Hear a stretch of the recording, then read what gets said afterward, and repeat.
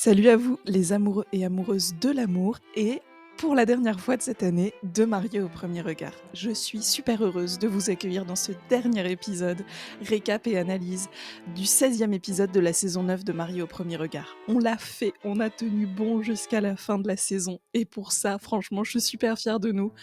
Il y a eu des moments difficiles, il y a eu des moments où on a tous voulu tout laisser tomber.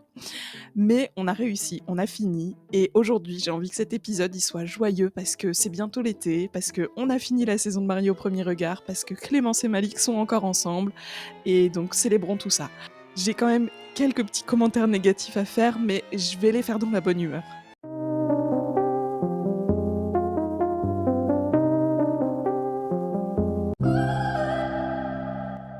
Et on commence avec Mallory et Mélanie. Et alors là, bon déjà déjà je vais casser ma bonne humeur, mais je vais râler avec le sourire. Déjà là, en fait, où est leur histoire? J'ai l'impression qu'elles ont été complètement mais zappées, squeezées. On les a eues vraiment en accéléré. Alors oui, je comprends bien que, pour, les choix qu'ils font de montage, il y a des couples qui sont obligés de mettre plus en avant que d'autres, mais franchement, j'aurais dû compter. L'année prochaine, je ferai ça, je chronométrerai les heures de présence de chaque, couple à l'écran. Si on compare le temps qu'ont eu, par exemple, Coralie et Bruno, au hasard, et le temps qu'ont eu Mallory et Mélanie, c'est vraiment trop déséquilibré, je trouve. Parce que du coup, en fait, ce qui m'embête là-dedans, c'est que s'il y avait rien eu à raconter, bon, pourquoi pas? Mais là, j'ai le sentiment que du coup, j'ai pas compris ce qui s'est passé entre Mélanie et Mallory. Mélanie, on n'a jamais entendu son point de vue. Enfin, on a eu très peu d'infos, elle, sur son positionnement. On sait pas, en fait, moi j'ai le sentiment là de pas savoir si elle était pas intéressée par Mallory ou si elle avait vraiment envie de prendre son temps et que comme Mallory, elle, n'avait pas, envie de prendre son temps, enfin qu'en gros, elles avaient pas les mêmes timings, les mêmes calendriers, si on peut dire ça comme ça, c'était pas possible et du coup, je suis hyper frustrée parce que j'ai l'impression qu'on nous a un peu forcé un point de vue et je sais pas si c'était vraiment ce point de vue-là, enfin si c'est vraiment ce qui s'est passé ou si c'est juste, par simplicité pour pas, passer trop d'heures, sur leur cas, sur leur situation, on nous a un peu, forcés à, lire les choses de cette manière-là. Donc en fait, j'aimerais bien pouvoir, analyser et apporter un regard critique sur leur couple et sur, pourquoi elles se sont séparées, sur la manière dont ça a été traité et tout, mais je trouve qu'on n'a pas du tout assez d'infos. Et je pense que la colère de Mallory, enfin la frustration de Mallory est légitime, que les choix de Mélanie sont sûrement légitimes aussi. Mais j'ai besoin d'avoir un peu plus de tenants et d'aboutissants, tu vois. C'est hyper frustrant pour en tant que téléspectateur et téléspectatrice. J'aurais aimé et en plus, j'avais un peu eu ce pressentiment, quand on nous les avait montrés déjà comme le dernier couple et puis, Mélanie, ça a jamais été un personnage sur lequel on s'est vraiment beaucoup attardé. Même son portrait, il était quand même un peu plus, rapide que les autres. Mallory allait passer un temps chez elle, on l'a vu comme un flashback de quoi? Même pas 30 secondes, alors que, quand pour les autres, on avait quand même des scènes un peu plus poussées, tu vois? Donc en fait, c'est vraiment ce qui m'écoeure un peu là-dedans, c'est que j'ai l'impression de pas avoir pu vraiment «investir» entre guillemets en tant que téléspectatrice cette histoire d'amour. Après, je pense que c'est aussi parce qu'il y a pas eu d'histoire d'amour entre elles, que ça n'a pas pris, qu'elles étaient finalement peut-être un peu différentes sur leur calendrier ou simplement qu'elles se plaisaient pas. Bon, là-dessus, je peux pas vraiment me faire d'opinion vu qu'on n'a pas eu grand-chose. Mais c'est dommage parce qu'on a passé plus de temps à nous rappeler que Mallory était bisexuelle et qu'elle était prête à se marier avec un homme ou une femme, que vraiment à nous permettre de comprendre leur dynamique et ce qui s'était passé entre elles.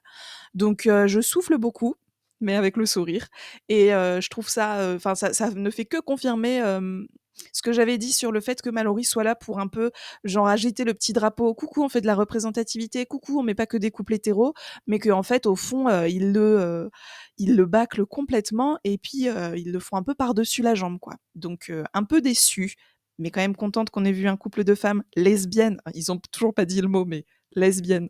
Finalement, Mallory et Mélanie ont donc divorcé et elles n'ont même pas eu un bilan correct puisqu'elles ont pas fait, dans les règles de l'art, mais elles ont juste vu, Estelle qui a un peu dit: «Bon, bah, c'est dommage parce que nous, on y croyait», ce qui est un peu son leitmotiv. Mais donc voilà, elles ont divorcé, elles sont pas forcément restées en bons termes. J'espère qu'on aura plus d'infos sur les réseaux sociaux. Je vais un peu stalker leur compte, pour voir, ce qu'elles disent par rapport à ça. Et donc on passe maintenant à Marie et Laurent, qui ont aussi divorcé, qui ont aussi, pas eu un bilan, vraiment dans les règles de l'art, mais qui ont eu un rendez-vous, où ils avaient juste des SMS de Marie et Estelle. pourquoi pas? Et donc en fait, on les avait laissés, après, que Laurent soit venu faire la fête de Noël chez Marie. Le lendemain matin, Marie lui avait dit de partir et on savait pas pourquoi et en fait, en gros, elle a dit: «Ben non, mais moi je veux pas, je vois qu'il est pas là à 100 qu'il y a des moments, il est un peu en retrait, un peu froid et moi ça, je peux pas supporter». Je trouve, ça s'entend. Je trouve que c'est, quelque chose qui s'entend tout à fait et en fait, après donc on a Estelle qui voit Marie qui lui dit: «Oui, mais Marie, il faut faire des efforts, on avait dit, il faut lâcher prise et cetera». OK. Donc je me dis: «OK, pourquoi pas?» Peut-être que c'est Marie effectivement qui ne s'est pas assez ouverte à Laurent, qui n'a pas fait assez d'efforts, qui s'est braquée tout de suite parce qu'elle est tout ou rien et cetera. Il y a sûrement un peu de ça dedans. Mais en fait, ensuite, quand ils se voient pour le bilan, le gros problème enfin, Marie dit donc à Laurent: «Bah, voilà, je sentais que tu étais un peu froid et un peu, en retrait à certains moments et moi ça me bloquait, quoi» et la réponse de Laurent, dit: «Ben oui, effectivement, j'étais un peu en retrait parfois parce que, je n'arrivais pas à me projeter dans l'avenir et puis nous 2, on le sait bien et ça, ils l'ont dit tous les 2, c'était que charnel». Donc en gros, eux, ils ont eu qu'une attirance physique, mais ils se voient pas construire quelque chose parce que et ça, c'est même Laurent qui l'a dit, 500 kilomètres les séparent. Ils sont ancrés dans 2 villes assez lointaines et Marie, elle a vraiment envie d'avoir un couple fusionnel. Laurent, je crois aussi, enfin Laurent, on sait pas trop mais du coup, c'était tout simplement incompatible, en fait. Et là, ce qui m'a vraiment énervée, mais avec le sourire, c'est Marie Tapernou, l'experte, qui nous dit: «Oui, donc nous, on fait des super compatibilités, on essaye d'amener, les candidats, les candidates à dépasser leur blocage et leur névrose, mais si eux font pas d'efforts pour dépasser leur névrose, ça, on peut plus rien faire pour eux». Pardon? Mais là, franchement, je me suis dit: «Mais quel culot!» En fait, elles prennent, enfin ils, elles, parce que c'est pas que les expertes, hein, c'est la production, c'est toute, l'équipe de Mariés au premier regard, choisissent des profils, sciemment en prenant des personnes qui ont des blocages, comme elle dit, ou des névroses, je reviendrai sur ce terme un peu après, pour, en cas d'échec, pouvoir dire: «Oui, mais ils ont pas réussi à dépasser leur névrose, donc c'est pas notre faute». Je trouve ça et ça rejoint un peu, ce qu'on dira tout à l'heure sur, Marina et David. Bref. Je trouve ça vraiment facile et alors oui, bien sûr, tu peux dire que, ben, voilà, on a essayé d'accompagner les personnes pour qu'elles dépassent certaines choses, mais remettez-vous un peu en question aussi les expertes, s'il vous plaît. Bien sûr que, les personnes portent aussi une part de responsabilité dans l'avenir de la relation, mais remettez-vous aussi un peu en question, s'il vous plaît. Bref, pourquoi j'étais énervée aussi qu'elle vienne avec ce terme de névrose? Parce que névrose, en fait, c'est un terme, complètement désuet et en fait qui prouve que, Marie et Estelle, toutes les 2, ont vraiment une obédience, psychanalytique. Elles sont vraiment axées dans des propos et dans des, logiques de psychanalyse et que la psychanalyse aujourd'hui, c'est quand même assez problématique. C'est pas une science, c'est pas prouvé, qui repose sur pas grand-chose de scientifique et qui est très contesté aussi. C'est problématique de venir avec des termes psychanalytiques à la télé, même si c'est pas l'apanage de Marie au premier regard, hein, on les retrouve très souvent dans les médias, ces discours psychanalytiques et ces termes psychanalytiques. Névrose, en fait, ça montrerait vraiment que la personne a un profond souci à régler lors d'une psychanalyse, alors que ça peut être juste une dynamique sur laquelle travailler. Donc j'étais vraiment embêtée par l'usage de ce terme névrose et puis je trouve que c'est connoté aussi. Ce qui m'embête avec ce terme, c'est que c'est connoté. Une personne qui a des névroses, c'est une personne qui est pas saine d'esprit, qui est pas saine dans ses relations. J'étais chiffonnée par l'emploi de ce terme, surtout qu'elle l'a pas développé plus que ça. Après, je me dis que, c'est Marie qui l'a utilisé. Peut-être que, comme elle est belge, en Belgique, ce terme est connoté différemment. Parenthèse sur les névroses refermée. En tout cas, tout ça pour dire que Marie et Laurent, depuis le début, on le savait, ça n'allait pas le faire, sur le long terme, étant donné qu'il y avait cette différence d'âge, bon, qui n'était pas un problème en soi pour eux 2, mais qui, en fait, dans les rythmes de leur vie, allait faire un truc incompatible. Cette distance géographique et puis, cette attente, en fait, que les 2 avaient d'une relation assez forte qui est, du coup, un peu incompatible avec une relation à distance. Eux, ils ont eu l'attirance physique. Ils ont eu que l'attirance physique et pas le reste. Voilà, c'est pas grave, on passe à la suite. Dommage de leur faire poser sur leurs épaules la responsabilité de l'échec de ce mariage qui, depuis le début, s'annonçait quand même comme assez compliqué. On passe à Marina et David.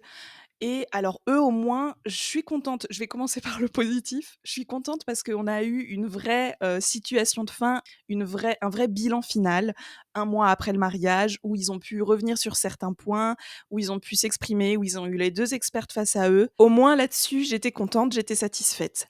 Maintenant, en fait, eux, toute leur histoire, pour moi, ça a été mais une mascarade, du n'importe quoi. Dernier épisode, ça a été vraiment la cerise sur le gâteau. Vraiment, j'étais fâchée quand je l'ai regardé. En fait, j'étais fâchée et j'étais aussi blessée. Je me suis sentie mal, en fait, pour eux, pour Marina et David. Je me suis dit: «Mais c'est un peu injuste quand même la situation dans laquelle elle les met». Bref, je m'explique. On le sait depuis le début, Marina n'aimait pas les chauves. Estelle et Marie l'ont associée, enfin l'ont mise en match, en compatibilité avec un chauve ou une personne au crâne rasé, bref, quelqu'un qui, au moment où elle l'a rencontré, n'avait pas de cheveux. Ça a été un blocage pour Marina. Elle a tenté de le dépasser, et puis, en fait, pendant leur voyage de noces, ça n'allait pas parce que même au niveau des caractères, ça collait pas vraiment.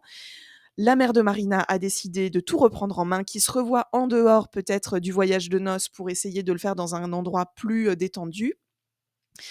Ça a été plus détendu, ils ont réussi à un peu échanger, mais on le voyait, c'était pas fluide, c'était pas ils étaient pas faits pour être ensemble, tout simplement, pour être un couple. Il y avait pas cette attirance réciproque parce qu'il semble quand même que David était attiré par Marina, mais Marina, pour elle, c'était pas réciproque. Il y avait pas du tout d'évidence entre eux. Tous leurs échanges étaient quand même un petit peu prudents. Il y avait pas cette attirance et puis cette joie qu'il peut y avoir dans les échanges avec une personne qui nous plaît. On arrive donc au bilan avec les expertes qui leur disent: «Bah, à votre avis, pourquoi ça n'a pas marché?» Donc ils font tous les 2 quand même un peu leur mea culpa. «Oui, voilà, j'étais peut-être pas à 100 dans la séduction, j'étais peut-être un peu trop renfermée et cetera», et après les expertes disent: «Non, non, non, non, nous, on sait ce que c'est le problème. C'est que Marina, vous n'aimiez pas les chauves». Et je trouve ça tellement brutal de le sortir comme ça, et en plus, moi, dès le début, j'avais dit: «Il faudrait que Marina en parle avec David, sinon ça va gonfler, gonfler et ça va faire une situation hyper gênante», et je pensais que Marina n'en avait pas parlé avec David et que donc c'est pour ça qu'il y avait aussi toute cette gêne entre eux. Mais là, on apprend que Marina en a parlé à David, et du coup, ensuite, les expertes reprochent à Marina de ne pas avoir dépassé ce blocage physique. Donc en gros: «Fais pas la difficile ma petite». Il y a quelqu'un qui m'avait dit ça en commentaire, qui m'avait dit: «Quand même, on va pas, rabaisser ses critères, enfin ou se forcer à se mettre en couple avec quelqu'un qui nous plaît pas parce qu'on nous dit qu'il est bon pour nous». Et c'est là, en fait, tout le on va dire tout le problème de l'émission. C'est que si ça marche pas et qu'elles sont persuadées que ça peut marcher entre les 2, elles vont pas hésiter à forcer, comme elles l'ont fait avec Kane et comme là elles le font aussi un peu avec Marina et David, de dire: «C'est toi qui as tort de t'arrêter à ton ressenti», et c'est hyper nocif en fait et délétère, et c'est pas possible de venir avec ce genre de propos. Donc en gros, elles leur disent qu'ils ont mal réagi tous les 2. Déjà ça, je trouve ça délicat. Après, on peut se dire que bon, c'est des psys, elles sont là pour les accompagner à évoluer, à dépasser leur névrose comme elles disent, et pourquoi pas? Mais je trouve que la manière dont c'est fait, c'est vraiment brutal, violent, sachant qu'en plus il y a des caméras et que ça va être diffusé. J'ai trouvé ça assez humiliant en fait, à la fois pour David, parce qu'on le ramène juste à un homme chauve qui n'a pas plu à sa partenaire, donc il y a un truc un peu de, bah, tu vois, tu pas réussi à lui faire oublier que tu étais rasée, un peu bizarre, et à la fois à Marina de lui dire: «Ben, tu vois, tu es hyper superficielle et tu t'arrêtes à des cheveux, ça n'a aucun sens». Alors que je trouve que justement, ça c'est peut-être juste mon interprétation, hein, vous me direz ce que vous en pensez, mais moi j'ai l'impression que certes Marina, elle a eu ce blocage-là, mais elle a essayé d'apprendre à connaître David quand même et ça n'a pas marché. Ils avaient pas ce ça n'a pas cliqué, ils n'étaient pas compatibles, c'est tout, c'est tout, et ça, je pense qu'on l'a tous vu, ça a été pour nous tous un peu difficile de les voir parfois même évoluer parce qu'on sentait la gêne entre eux. Ils n'étaient pas faits pour être en couple. Point à la ligne. Ils ont essayé, je trouve quand même, ça n'a pas marché, c'est pas grave. On va pas leur faire un procès public de: «Toi, tu sais pas bien séduire, tu sais pas poser les questions, tu évites les sujets qui fâchent», à David et à Marina de dire: «Ben toi, tu trop superficielle, tu t'attaches au physique alors que c'est pas ça qui fait une relation». C'est logique ce qu'elles disent, enfin, je veux dire, ça se tient ce qu'elles disent les expertes, mais la manière dont elles le disent et dont elles le formulent et dont du coup elles leur font poser sur les épaules la responsabilité de l'échec d'une relation, mais qui n'était pas vouée à marcher, enfin, je trouve ça quand même extrêmement difficile. Je trouve que c'est vraiment irrespectueux en fait envers, David et Marina de les mettre dans cette situation-là. Alors je sais pas comment eux, ils l'ont ressenti, parce qu'ils sont tous les 2 quand même assez réservés et je pense assez polis aussi, donc ils vont pas râler et tout, mais moi j'ai été vraiment choquée par cette scène encore une fois. Voilà, c'est dans cette émission, elle propose une compatibilité, ça marche ou ça marche pas, c'est dans les mains des participants, mais elles peuvent pas, je trouve, venir faire un procès aux participants lors du bilan de ils ont pas bien fait leur rôle. Je trouve ça un peu difficile, injuste et même un peu vicieux, enfin, c'est dans le sens où ça fait venir poser un truc aussi de, ben, il faut se forcer parfois et ça, c'est un message que je peux pas entendre. Et puis Clémence et Malik, le seul couple encore, marié aujourd'hui, a priori, hein, enfin c'était un peu flou quand même puisqu'on n'a pas eu le mot, sur la fin de l'histoire entre Coralie et Bruno. Donc en fait, officiellement là avec, ce qu'on a eu, pour nous, ils sont encore en train de, enfin en tant que téléspectateurs et téléspectatrices, encore en train de lutter pour, préserver leur mariage. On n'a pas eu de mot final donc est-ce que c'est parce qu'ils gardent M6 est en train de préparer peut-être une petite, retrouvailles, réunions retrouvailles comme, à l'américaine, comme ils font souvent dans les dating shows sur Netflix? J'espère. Quelqu'un m'a dit aussi qu'elle attendait qu'ils fassent ça, j'adorerais aussi. Ou pas et dans ce cas-là, va falloir encore une fois aller chercher les infos nous-mêmes, sur les comptes Instagram des participants et participantes. Bref, Clémence et Malik, a priori, sont toujours ensemble. En tout cas, ils sont repartis ensemble après le bilan et ils ont même fait un deuxième voyage de noces. C'était ça la super surprise qu'ils nous ont teasé pendant tout l'épisode. Tant mieux pour eux, ils ont l'air, voilà, ils ont l'air sains, ils ont l'air heureux, ils ont l'air, d'avoir, trouvé un équilibre, d'avoir une vie tranquille, tous les 2 et ça fait plaisir à voir. Je me dis: «Ça prouve que parfois, quand elles veulent, elles peuvent». Quand elles peuvent trouver des personnes prêtes à se mettre en couple, des personnes qui vont être vraiment compatibles, qui vont avoir le même calendrier, la même manière de voir les choses et je trouve ça bien et je trouve ça d'autant plus dommage qu'il y ait pas eu plus de couples réussis en respectant les critères des participants et participantes. Et puis, il faut aussi que je finisse avec, un petit mot sur, l'amitié et la friend zone. Donc j'en avais parlé dans l'épisode dernier et puis, vous avez été plusieurs à me faire des réactions de: «Ben si Juliette, c'est quand même normal que quand tu arrives dans un mariage et que ça finisse en amitié, tu sois déçue». Et en fait, du coup, j'y ai beaucoup réfléchi, surtout que dans cet épisode-là, on a aussi eu, des scènes de Laurie et Anthony, qui donc s'étaient séparés, à leur cours d'équitation là, parce que, ben, c'est pareil, c'était un mauvais match et qui se retrouvent et qui s'entendent très bien, qui s'appellent Mon Chat, qui sont plus proches que jamais pendant leur mariage, donc ça fait plaisir à voir et je me suis encore reposé cette question de, la friend zone et en fait, j'ai réussi un peu à articuler, ce qui me gênait. C'est que pour moi, la friend zone, c'est un concept, certes, de quand tu arrives dans une relation et qu'il y en a un qui veut que ça soit de l'amitié et l'autre qui voudrait que ça soit une relation amoureuse. Mais en fait, pour moi, il y a pas lieu d'avoir de la friend zone dans Marié au premier regard. Parce que dans Marié au premier regard, les 2 arrivent en souhaitant une relation amoureuse.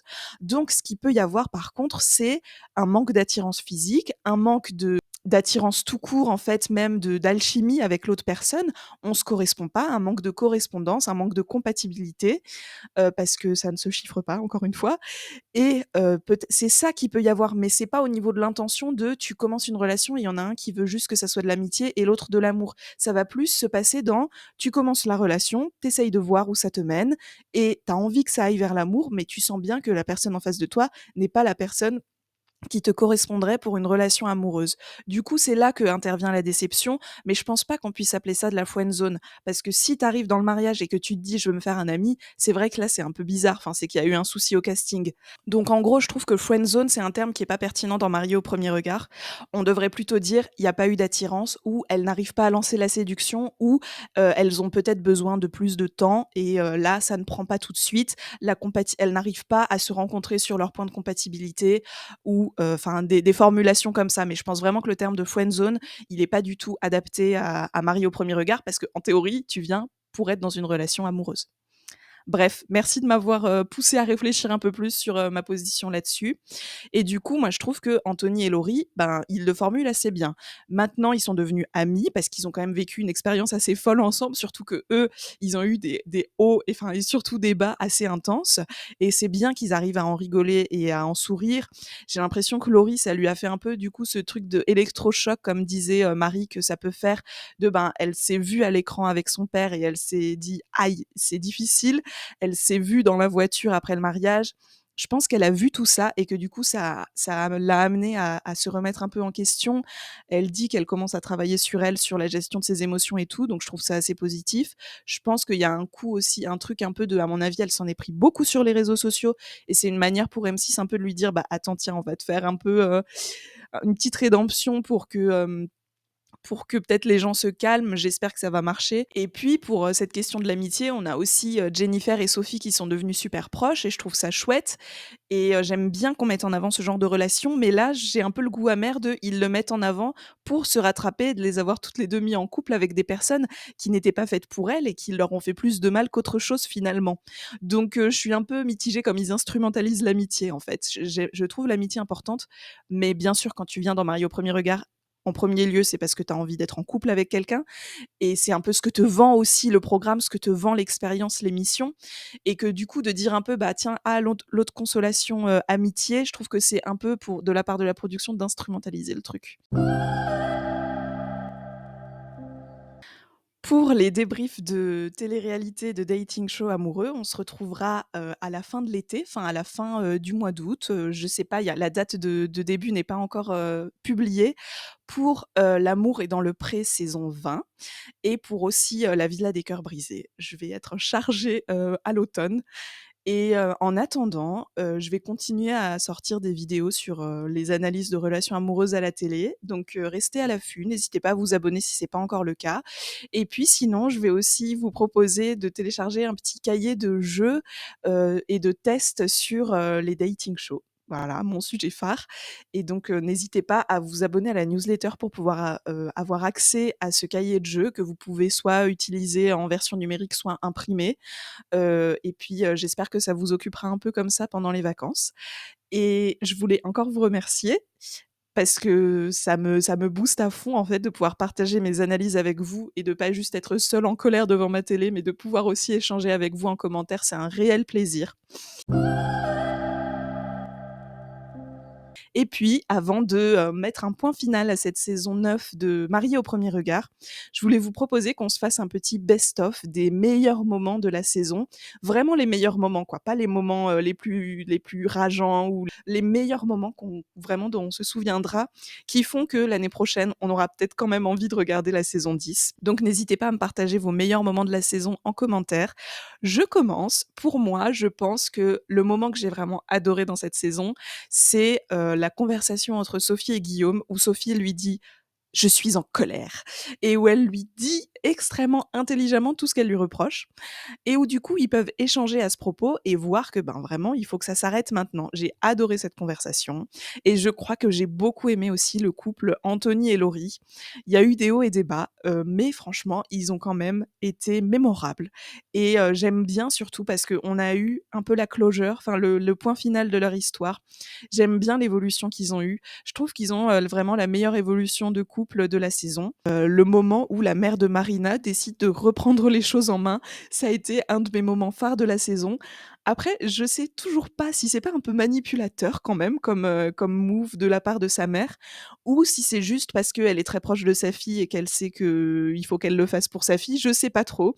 Mais en tout cas, ça a été un moment que j'ai vraiment adoré regarder et qui fait que je serai très, très, très probablement encore au rendez-vous à la saison 10 malgré tous les points qui m'ont aussi mise en colère cette année. Prenez soin de vous et à très, très vite.